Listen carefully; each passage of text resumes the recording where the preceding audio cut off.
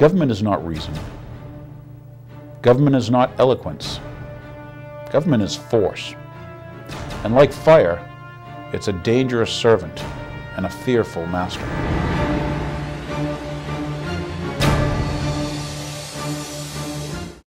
Welcome everyone, my name is Daniel Hapney and this is The Real Story.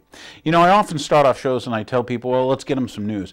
But I gotta go way back to the early stories and I say, follow the money. If you want to find the truth many times, if you follow the money, who's behind the scenes moving the cash around to get things to happen? Now the story they tell you may be right, it may be wrong. But if you follow the money, you usually find the real story. So once again, welcome to The Real Story. Tonight's episode, my title for it was Gut Mission.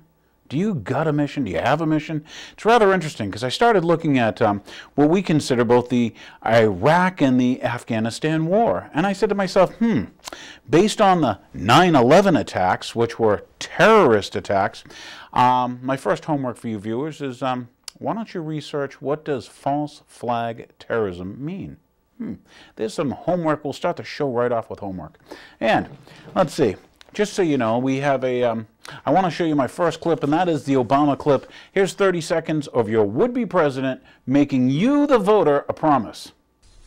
I will promise you this, that if we have not gotten our troops out by the time I am president, it is the first thing I will do. I will get our troops home. We will bring an end to this war. You can take that to the bank. He promised the first thing he would do. Now what's he doing?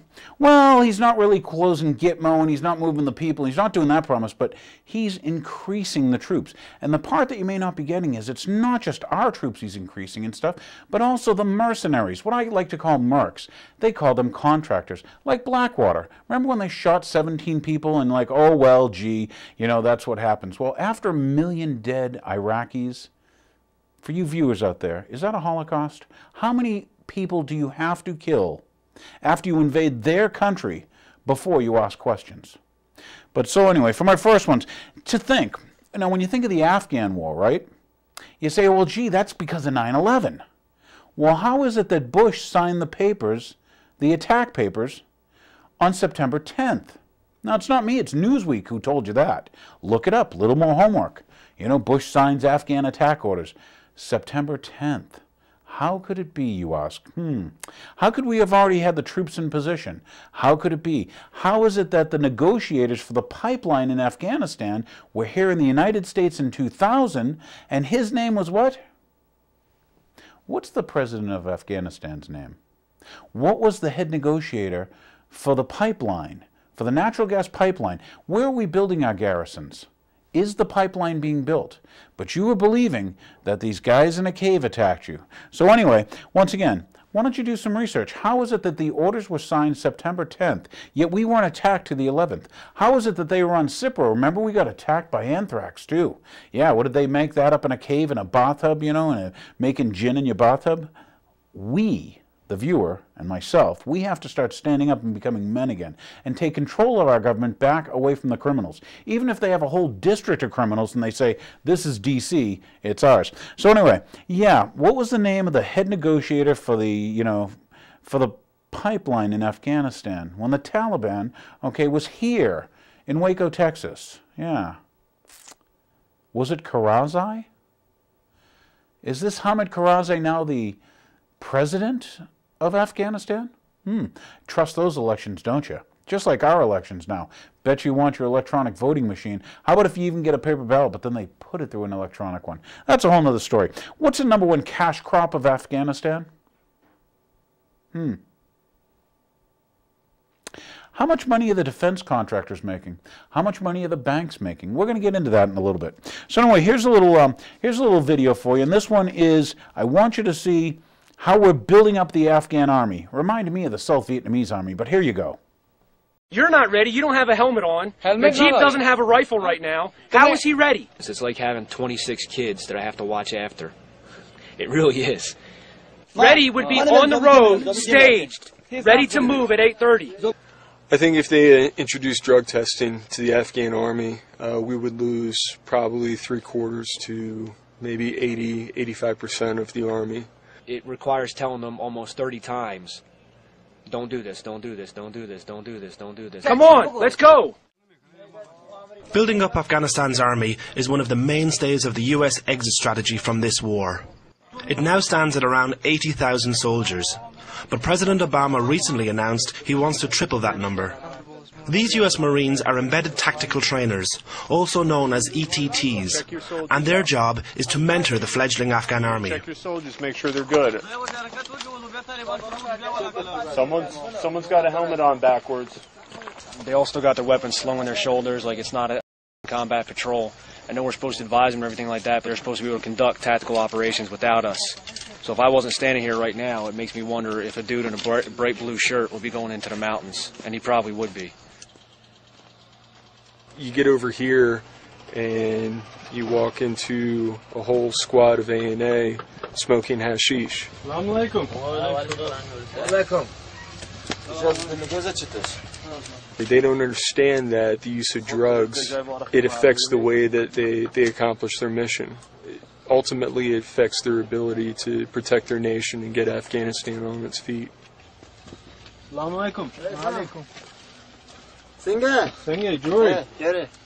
Who's smoking hashish around here? Who's smoking hash? We're gonna find them. Soldiers come out without helmets. Soldiers come out missing a lot of gear. There's inspections that need to be done before we step off on a patrol. Right now, we're not going to go on the patrol. Tell him to come over here. Come here. What kind of cigarette is that? What? Why are you throwing away your cigarette? Aren't cigarettes worth a lot of money here? Hashish? Hashish? No hashish. Yes, hashish. You smell this and you tell me that's not hashish. It's not just a complete lack of discipline. Lack of strong leadership is also a big problem. This army is really upsetting me now. In fact, you can't really call it an army at all. I'm just losing interest in it. But what can we do? They've recruited totally the wrong kind of men. They're all stupid and ignorant. These young men are a bunch of delinquents. They're only here because they've been driven out of their villages for misbehaving. You have to figure out what motivates your soldiers. And you need to get that sense of nationalism that, you know, that Afghanistan can be a good country, that, you know, will play on a global scale with all the other countries, that can stand up to Pakistan, that can stand up to Iran, you know, and be, you know, the Afghanistan of history. I've talked to them like this many times. I've gone over it again and again. But they just come for a short while, and if they don't like it here, they just desert. I don't get along with them, and they don't get along with me. Promotion in the Afghan army often has more to do with family connections and money than ability or merit. This provides little incentive to the average soldier. You know, when you look at the enemy, they have performance-based promotions where, you know, if they do a good job, they get promoted, vice who they're related to. And you kind of have to respect that in a way. He doesn't have any of his gear on. You're not ready. You don't have a helmet on. Najib doesn't have a rifle right now. How is he ready? Ready would be on the road, staged, ready to move at 8:30. Okay, he's not doing it. Come on, let's go. After 7 years of training, many Afghan troops still lack even the most basic of soldiering skills. There you go. Good, there. I care about the mission. And they are facing a well-trained, highly motivated and experienced enemy that is steadily gaining ground. We are a little better than we were, and I hope in the future we'll improve some more. But in the meantime, the international forces have to stay. They have to stay here to help us. If things go on as they are in Afghanistan, then it's just going to get worse and worse. It will never get any better. President Obama has allocated 4,000 more military trainers to the Afghan mission. Whether that will be enough to stem the tide of the Taliban advance remains to be seen. Walked down here, the A&A weren't dressed, weren't ready, didn't have their gear on. Just now getting their gear finished up. No inspections happen again, I can almost guarantee it. But still, time means nothing to these guys.